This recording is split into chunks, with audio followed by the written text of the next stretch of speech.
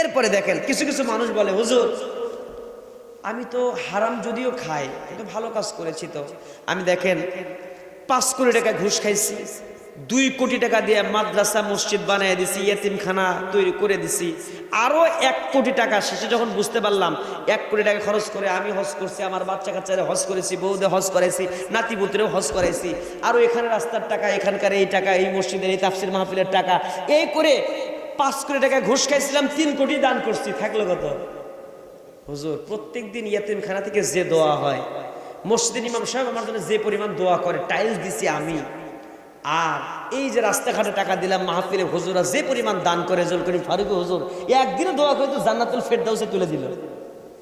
এখন তো হুজুর কন তো, তাহলে আমাকে আল্লাহ জান্নাত দেবে না? মাত্র তো 2 কোটি, কথা কয় না। ওরা মনে করে যে সে কামাই করবো হারাম, শেষে দান সাদাকা কইরা যা পকেটে থাকবে এটা হালাল, বাকিটা তো দানই করছি, কথা কয় না কেন? আছে না নাই?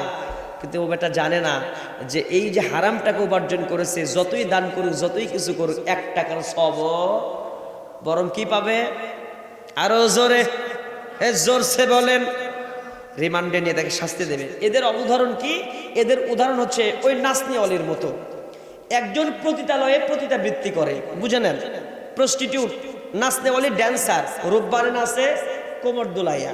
ও ফেসবুকে একটা পোস্ট দিল যে আগামী 10 তারিখে, মার্চের 10 তারিখে ওই পাবনা অঞ্চলের এডওয়ার্ড কলেজের সামনে একটা ড্যান্স পরিবেশন হবে, আন্তর্জাতিক ড্যান্সার আসবে, ড্যান্স পরিবেশন হবে, মমতাজ আপাও গান গাবে, আর এই জন্য তোমরা প্রত্যেকে 100 টাকা করে টিকিট কাটো, যত ফাইটটা যাও গান শুনবা, আর আজকে এসো গুলি মারো ড্যান্স দেখবা।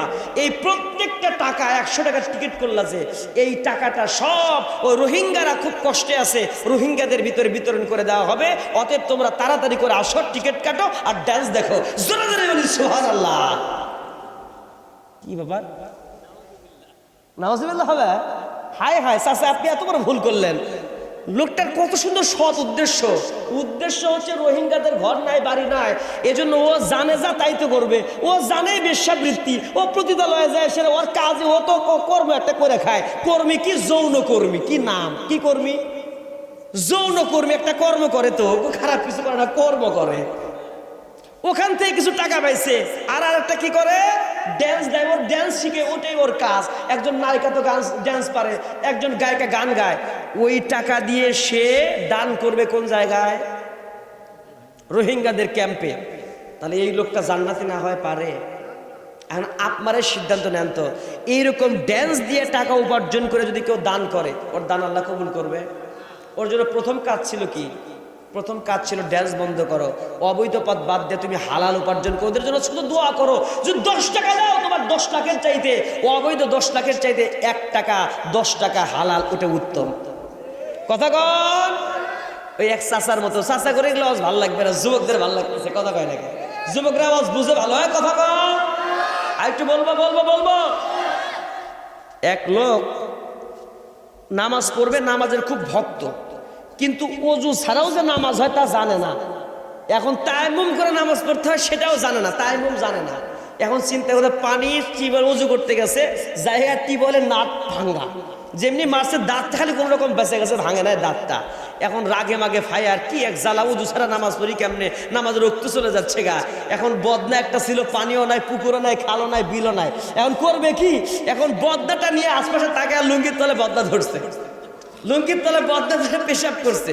যতটুকু পানি হয়েছে পানিটা বের করে আশপাশে তাকায় দেয়, কেউ তো নাই। পানি ছাড়া, ওযু ছাড়া এখন আমি নামাজ পড়ি কেমনে? এখন পেশাবের পানি দিয়ে কুলি করে নুনটা নুনটা লাগে, কি করবে? এখন ওই অবস্থায় ওযু করছে, ওযু করে নাকে মুখে দিয়ে কোনো রকমের ওযু টুজু কইরা আল্লাহু আকবার নামাজ পড়তে গেছে। এখন কন্ত পেশাবের পানি দিয়ে যদি ওযু করে, ওটা নামাজ হবে? কথা কয় না কেন? নামাজ হবে না। নাম ওযু হওয়ার শর্ত হচ্ছে পানি হওয়া লাগবে, কথা কয় না, ওয়াজ বুঝি কি? পানি হতে হবে। অপবিত্র পানি দিয়ে ওযু করলে ওযু, ওর উদ্দেশ্য সৎ, নামাজ পড়বে, উদ্দেশ্য সৎ, কিন্তু কাজটা ভেজাল, কাজ হলো হারাম, পানি হলো হারাম। এজন্য উদ্দেশ্য সৎ হলেও হারাম পানি দিয়ে ওযু করে যেমন নামাজ হয় না, প্রয়োজনে এমনি নামাজ পড়তে হবে, পানি ছাড়া তেমন করে নামাজ পড়তে হবে, কথা বুঝেন নাই? তবুও পেশাবের পানি দিয়ে, হারাম পানি দিয়ে উজু করা, তাহলে ঠিক তেমনি করে আপনি প্রয়োজনে দান করেন না। আপনার এত টাকা দান করতে কয় নাই, আপনি প্রয়োজনে 1 টাকা দান করেন, 10 টাকা করেন, সেটা হতে হবে হালাল। হারাম টাকা 1 কোটি দান করলেও 1 টাকার সওয়াব হবে না। I can challenge that. কথা কয় না কেন? কারণ আমার সামনে কোরআন হাদিস আছে, যা বলছি কোরআন হাদিস থেকে পড়ে বলতেছি।